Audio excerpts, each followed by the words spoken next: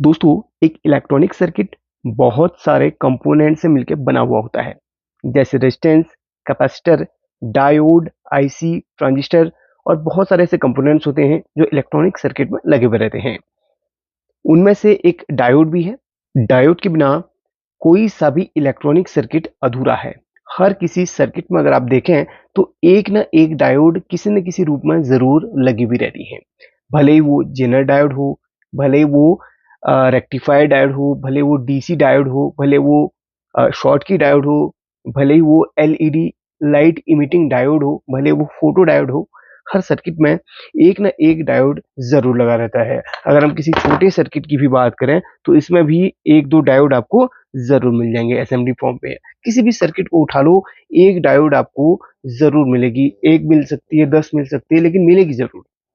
इसीलिए डायोड के बिना हर सर्किट अधूरा है। आज हम बात करेंगे डायोड के बारे में, और डायोड यहाँ पर डायोड का एम्पियर थोड़ा सा हम आपको बताने वाले हैं, और साथ में डायोड्स का इस्तेमाल कहाँ पर ज़्यादातर होता है ये भी आपको बताने वाले हैं। तो चलिए स्टार्ट करते हैं। अगर आपको इससे रिलेटेड जानकारी चाहिए तो इस वीडियो को कंप्लीट वॉच करना। अगर कोई सवाल हो तो कमेंट में ज़रूर बताना। आप मुझे कहाँ से देख रहे हैं ये मुझे कमेंट करके आप बता सकते हैं। साथ में इस वीडियो को पसंद करने पर लाइक ज़रूर कर लेना वीडियो को छोड़ने से पहले। अब यहाँ पर मेरे पास देखिए बहुत सारी डायोड है। अच्छा, ये वीडियो मैं इलेक्ट्रॉनिक सेक्टर में जो बिल्कुल नए उतर रहे हैं, जो नए इस फील्ड पे आ रहे हैं, उनके लिए वीडियो स्पेशली बना रहा हूँ।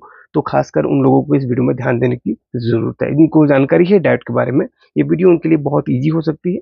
तो अब उनकी मर्ज़ी है, देखना चाहे तो देख सकते हैं। यहाँ पर बहुत सारी डायोड मेरे पास रखी हैं। बहुत सारी का मतलब सिर्फ अभी एग्जांपल के लिए मैंने 5 डायोड रखी हैं। पाँचों अलग-अलग एम्पीयर की, अलग-अलग नंबर की हैं।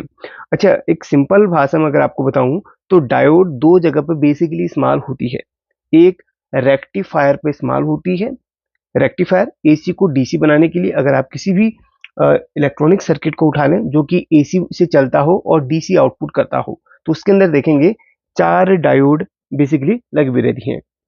अगर हम इस सर्किट की बात करें तो यहाँ पर देखिए देखिए 4 डायोड एक साथ में लगी हुई हैं। ये रेक्टिफायर डायोड होती हैं। इस रेक्टिफायर में किस नंबर की डायोड लगनी है ये भी आपको बताने वाला हूँ, और एक और एग्जांपल दिखाता हूँ। अब ये इंडक्शन का सर्किट है, इसमें भी डायोड लगी है, बट इसमें 4 डायोड नहीं लगी है। इसमें लगी है यहाँ पर इस तरीके की बड़ी डायोड।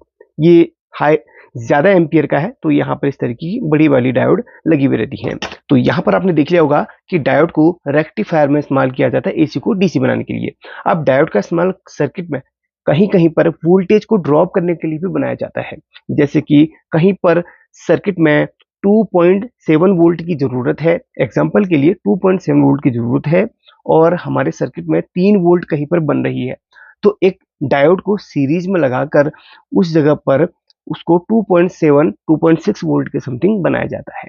तो डायोड वोल्टेज को ड्रॉप करने का भी काम करती है अगर डायोड को सीरीज में लगा दिया जाए तो। इस सर्किट में भी बिल्कुल ऐसा ही होता है। 5 वोल्ट से 3 वोल्ट बनाने के लिए 2 डायोड सीरीज में लगाई जाती हैं, तो वो 3 वोल्ट बनती है। तो ये डायोड का बड़ा खेल होता है। अच्छा, डायोड्स के जो टाइप्स होते हैं वो बहुत टाइप के डायोड आपको देखने के लिए मिलेंगी मार्केट में या सर्किट में। एग्जांपल के लिए जैसे कि ये तो आपको मैंने बताया कि ये रेक्टिफायर डायोड होती है। रेक्टिफायर डायोड की जो पहचान होती है उसके आगे 1N करके नंबरिंग होती है। जैसे कि एग्जांपल के लिए रेक्टिफायर डायोड जो होती है उसके आगे 1N, इसको IN भी बोलते हैं और काफी लोग इसको 1N भी बोलते हैं, लेकिन इसमें जो लिखा होता है आई लिखा होता है, और किसी किसी को ये 1N कहना भी पसंद होता है। तो ये डाली डायोड रेक्टिफायर पे इस्तेमाल होती है। और एक होती है आपकी स्विचिंग डायोड होती है, जो कि आपके एसएमपीएस सेक्शन के सेकेंडरी एसएमपीएस के सेकेंडरी सेक्शन में इस्तेमाल होती है। सेकेंडरी में जो इस्तेमाल होती है वो होती है स्विचिंग डायोड, जिसे शॉर्ट की डायोड भी कहा जाता है। उसके आगे जो कोड होता है वो FR SR, इस तरीके की जो कोडिंग होती है वो आपके एसएमपीएस के सेकेंडरी सेक्शन में लगते हैं। इन डायोड्स को स्विचिंग डायोड, शॉर्ट की डायोड इत्यादि कहा जाता है। ये डायोड्स का इस्तेमाल हम सिर्फ एसएमपीएस के सेकेंडरी सेक्शन में करते हैं, और इन डायोड्स का इस्तेमाल हम रेक्टिफायर के लिए नहीं कर सकते हैं। रेक्टिफायर के लिए जो इस्तेमाल होती है वो 1N वाली डायोड इस्तेमाल होती है। एग्जाम्पल के लिए 1N4007, 1N 5399, सीरीज वाइज लिख रहा हूं मैं, सीरियल वाइज। 1N5408 और 6A 10A, जो इस तरीके की जो डायोड्स होती हैं वो हमारे और हाँ, इनके आगे 6A 10A ये तो सिंपल सी होती हैं। अब ये जो डायोड्स होती हैं ये हमारे रेक्टिफायर पे इस्तेमाल होती हैं। अब यहाँ पर चलिए एम्पियर बता देता हूँ। ये जो 1N400 जो कि सबसे ज़्यादा इस्तेमाल होने वाली डायोड है, ये 1 एम्पियर की होती है और ये 5399 1.5 एम्पियर की होती है, 5408 3 एम्पियर की होती है, 6 एम्पियर की होती है, 10A 10 एम्पियर की होती है। अच्छा, यहाँ पर एक चीज़ को लेके बहुत ज़्यादा लोग कंफ्यूज रहते हैं। तो ये डायोड जो इतने एम्पियर की होती है, क्या ये इतने एम्पियर आउटपुट करती है? ये ज़्यादा कन्फ्यूजन रहता है आप लोगों के मन में हो सकता है। तो एक चीज़ मैं क्लियर कर दूँ, ये डायोड्स इतने एम्पियर का लोड सहन करने के लिए होती हैं, ना कि इतने एम्पियर आउटपुट करने के लिए होती हैं। एग्जाम्पल के लिए आपने सर्किट पे 1 एम्पियर का ट्रांसफार्मर लगाया है और उसके साथ में रेक्टिफायर में आप 6 एम्पियर की डायोड लगा रहे हैं। तो काफ़ी लोग सोचेंगे कि 1 एम्पियर का ट्रांसफार्मर लगाने के बाद वो रेक्टिफायर अगर हम 6 एम्पियर की डायोड का इस्तेमाल करते हैं तो 6 एम्पियर आउटपुट करेगा, ऐसा लोग सोचते हैं, लेकिन ऐसा नहीं होता है। 6 एम्पियर का जो डायोड होती है या फिर 1.5 एम्पियर की या फिर 1 एम्पियर की जो डायोड होती है वो सर्किट में उतने लोड लेने के लिए सक्षम होती है। अगर किसी सर्किट में 4007 डायोड लगी हुई है तो वो सर्किट आपका मिनिमम 1 एम्पियर का लोड सहन कर सकता है। अगर वो बार-बार आपके सर्किट में वो डायोड जल जाती है, समझ लीजिए वो डायोड उसके लिए योग्य नहीं है, एलिजिबल नहीं है। उसको आपने अपडेट या अपग्रेड करना पड़ेगा। उसमें आपने जितना लोड आपके सर्किट ले रहा है उस हिसाब से डायोड को लगाना पड़ेगा। अगर डायोड आपका यहाँ पर इनमें से कोई है जो आपके सर्किट के लिए एलिजिबल है, जो योग्य है, उनको आपने लगाना पड़ेगा। आप किसी भी एम्पलीफायर सर्किट में इन डायोड्स को लगा हुआ देखेंगे। इन वाली डायोड्स का एम्पलीफायर सर्किट में कम इस्तेमाल होता है क्योंकि एम्पलीफायर बहुत ज़्यादा लोड लेते हैं। उनमें आपकी 6 एम्पियर या फिर 10 एम्पियर से ऊपर की डायोड का इस्तेमाल, इससे ऊपर भी होती हैं, उनका इस्तेमाल होता है क्योंकि वो बहुत ज़्यादा लोड लेते हैं वो सर्किट। अच्छा, वहाँ पर इससे ऊपर आपको इस तरीके की डायोड मिलेंगी जो कि आपके ये जो 4 लेग वाली होती हैं, जो कि आपके इंडक्शन में लगती हैं, जो कि आपके हैवी सर्किट में लगती हैं। इस तरीके की डायोड ये बहुत हैवी लोड वाले सर्किट में इस्तेमाल होती हैं। ये बहुत ज़्यादा एम्पियर की होती हैं, इसलिए इन सर्किट में इनका इस्तेमाल होता है, ना कि इनका। ठीक है? इनका इस्तेमाल छोटे-छोटे एसएमपीएस वगैरह में इस्तेमाल होता है, इन छोटी वाले कम एम्पियर वाले डायोड्स का।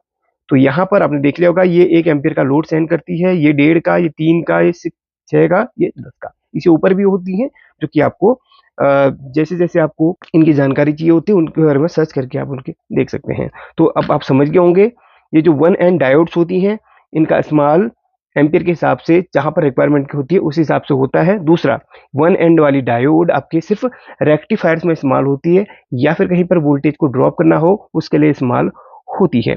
2 और तीसरा, इन डायोड्स को कहीं-कहीं पर रिवर्स वोल्टेज रोकने के लिए किया जाता है। काफ़ी बार क्या होता है, ये डायोड का एक ऐसा सिद्धांत होता है, ये वोल्टेज को आगे धकेलती है, पीछे को रोक देती है। अब ये डायोड्स क्या होती है, यहाँ पर आप वोल्टेज दोगे तो इधर पे आपको वोल्टेज मिलेगी, लेकिन यहाँ पर वोल्टेज दोगे तो इधर पे नहीं मिलेगी। तो ये वोल्टेज को इस तरीके से फॉरवर्ड बायस में फ्लो करती है, रिवर्स आने के लिए रोकती है।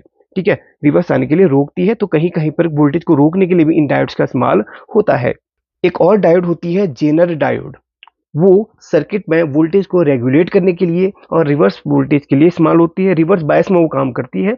उसका भी हम एक वीडियो बना देंगे जिसमें आपको डिटेल जानकारी मिलेगी। अच्छा, यहाँ पर एक आपको जेनर डायोड की तरह ही दिखने वाली एक डायोड यहाँ पर दिख रही होगी, ये, बट ये जेनर डायोड नहीं है। ये कौन सी डायोड है, चलिए आपको बताता हूँ। ये सबसे ज़्यादा इस्तेमाल होने वाली सर्किट में वाली डायोड है 1N4148।